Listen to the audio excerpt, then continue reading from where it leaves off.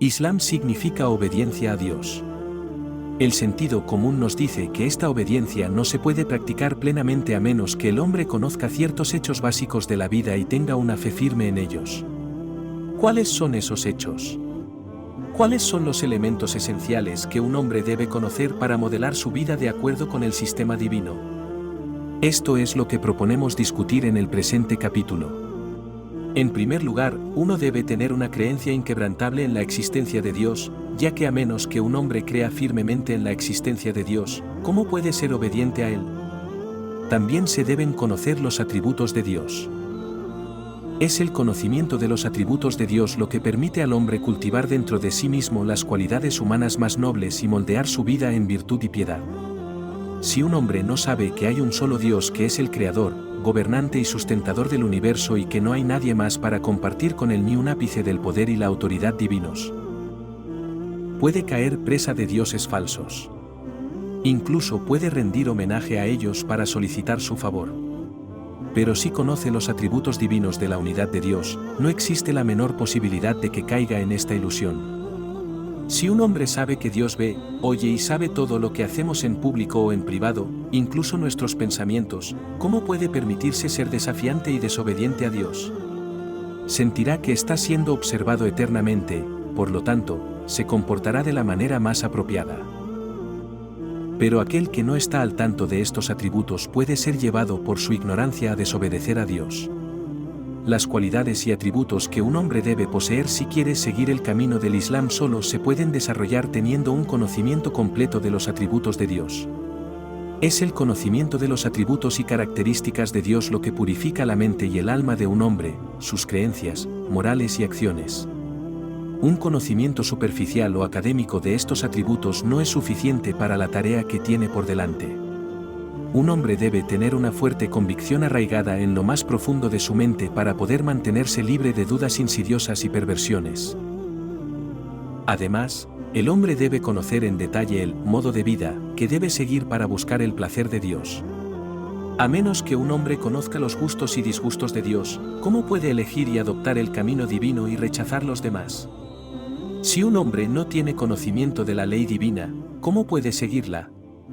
En este sentido, el conocimiento de la ley divina o la comprensión de que el sistema de vida divinamente revelado existe es extremadamente importante.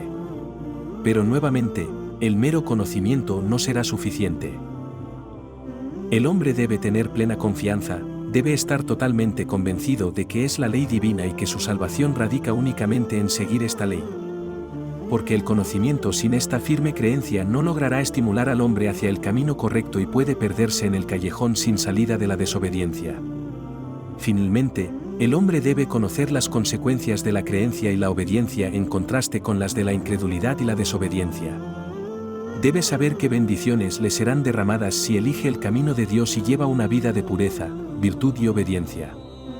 También debe darse cuenta de las malvadas y dolorosas consecuencias que resultan si adopta el camino de la desobediencia y la revuelta. Para este propósito, el conocimiento de la vida después de la muerte es absolutamente esencial.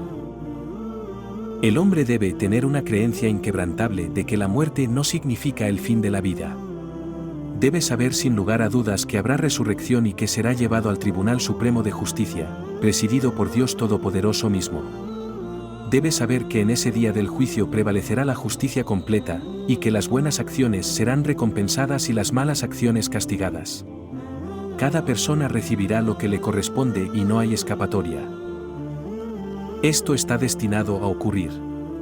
Y este sentido de responsabilidad y rendición de cuentas es esencial para la obediencia plena a la ley de Dios. Un hombre que no tiene conocimiento del más allá puede considerar que la obediencia o la desobediencia carecen de importancia. Puede pensar que tanto el obediente como el desobediente tendrán un final similar, cree que, después de la muerte, ambos se reducirán a polvo. Con esta actitud, ¿cómo se puede esperar que acepte todas las molestias y dificultades asociadas con la vida de obediencia activa? ¿Cómo se puede esperar que evite los pecados que no parecen causarle ninguna pérdida moral o material en este mundo? Con este tipo de pensamiento, el hombre no puede someterse a la ley de Dios.